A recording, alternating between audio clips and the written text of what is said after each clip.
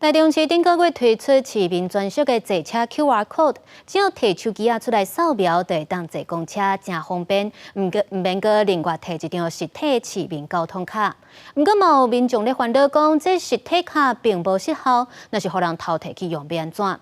交通局表示，目前是暂时未取消实体卡，因会搁来检讨敢有相关的防治措施。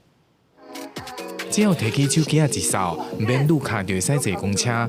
台南市伫顶个月21号推出市民专属的乘车码，民众只要下载手机 APP， 绑定卡片了后，就会出现 QR code。有定来坐公车的民众感觉真方便。因为你就是会带手机啊，而你实体卡有时候你不一定会掉下来啊，就怕会遗失啊。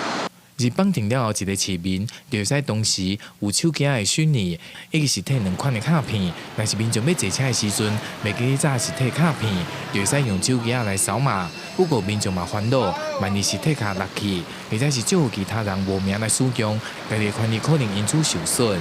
我们的卡片就像是我们代表我们的身份嘛，所以你要是给人家捡过去的话，太危险了。